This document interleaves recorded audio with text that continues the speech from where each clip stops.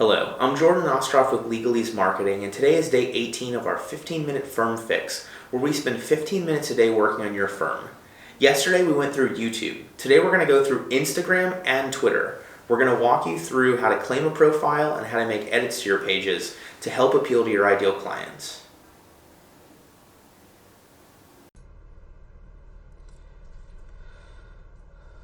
All right, so here we are on Jordan Law's Twitter page. Twitter's going to be one of those. If you don't have that much time, it's not going to be that important. Like Gary Vee says, the best thing about Twitter is you can do a quick tweet and then screenshot it and send it on other places. What I do like about Twitter, though, is that it's trying to connect you based upon information. So if you look over here on the right-hand side, you've got trends for you. The more you use Twitter, the more you tweet on things, the more you follow things, the better this will be. For us, it catches us on a lot of the political stuff. I don't know why it thinks that we want to post about the NFL stuff. Personally, I do like football, but from a firm standpoint, not as important. But the more you use it, the more you're going to get those trends there being actually the things that you want. For the vast majority of our clients, the information on LinkedIn that we went over, that's going to be probably better for about 95% of us. But if you do, intellectual property law, or your audience skews much younger, then Twitter may be a little bit more important. So the big things over here I want to talk about, you've got the profile, and pretty much all these are going to be the same. You've got your banner picture, you've got your logo over here, your name, bio. That's your opportunity, 160 characters to work in some of the stuff. It's not going to be huge. Location, website, and then Twitter does a year. So what I did, the firm started on October 5th. I put the date in there. For the year, we started in 2015. So what I do is I have it older so we can be on Twitter, but then I have it set up so that nobody else can see the year. So I'm not, advertising on fake information. The firm's been around for that time, but I've got the actual start date or the firm anniversary. So Twitter will give people the, wish them a happy birthday or a happy firm anniversary. The other thing on Twitter is going to be really more. That's where you're going to get most of the stuff over here.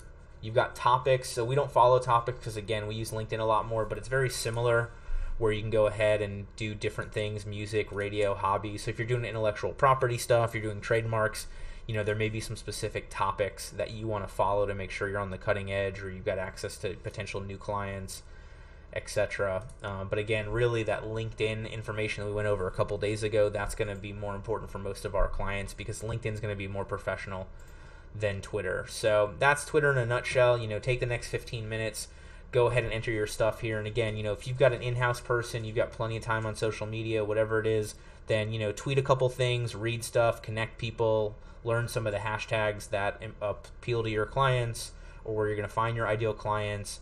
You can use the @ sign to tag people, connect them.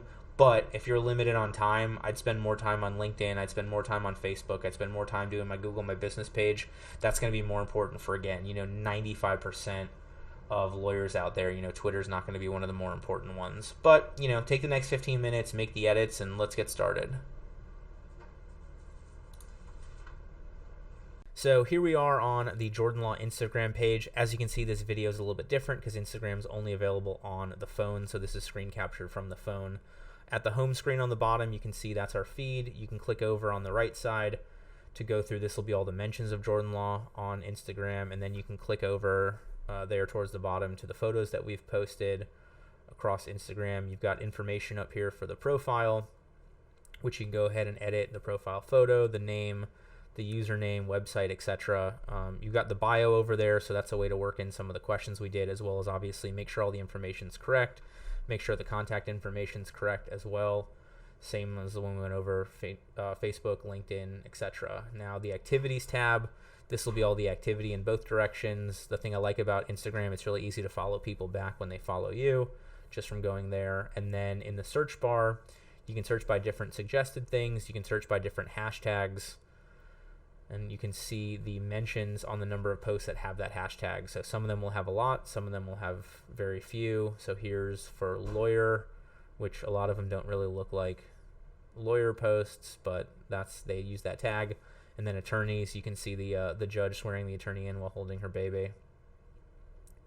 And that's a good way to find some other tags and other people using the same tags as you. Now, if you want to go ahead and post, you can come through here to take a picture. You've got the filters at the bottom, so you can do the different filters. Again, I don't think anybody's really going to hire an attorney based upon their use of Instagram filters, but it's there. For the most part, Instagram's going to be kind of the behind the scenes stuff. So you can go through here and tag, filters and whatnot. A lot of times for Instagram, we'll use it to show you the background of a podcast or something going around inside the office, because that just seems to be more in line with what's going on Instagram. So here we are going through, looking at some of the different filters. And again, use them or don't. Now, when you go into the post, you've got the ability to tag location. This can be very helpful.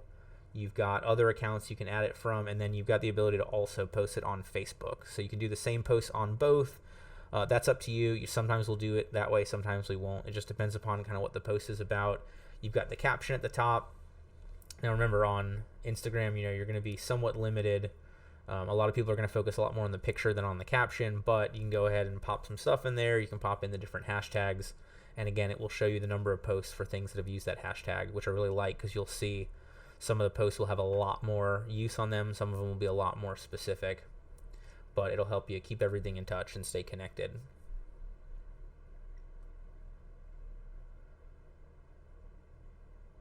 You can also post to Twitter and Tumblr as well. So we're going to go and discard that so we don't post the test one.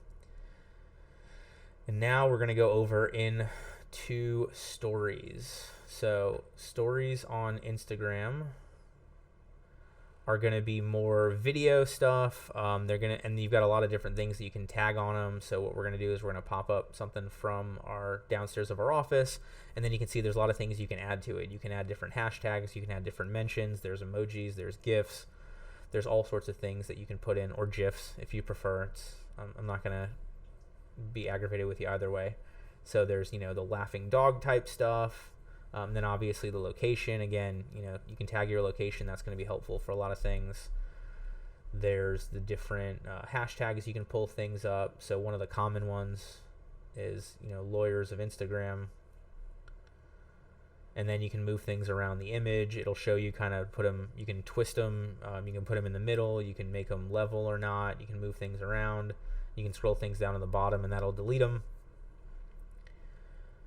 So you've got a bunch of different options down here for different things you can do. You can do a poll. So this is us putting in a poll, do you need a lawyer? And it'll give you a little bit more interaction on the stories. And then you can go ahead and scroll that around. You can move that to the side. You can tilt it. And then when you run over other things, you can drag those down and get them out from there.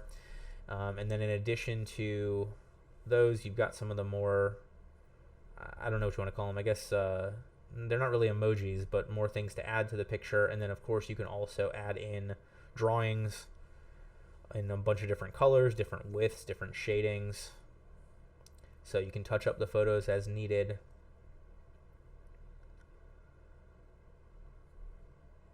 So that'll show you some of the different colors you can use. You can erase those things. It won't erase the underlying picture, which is nice. And then, of course, you can also add text to it. So at the top right, you can go ahead and put the text information in. So you've got that on there as well.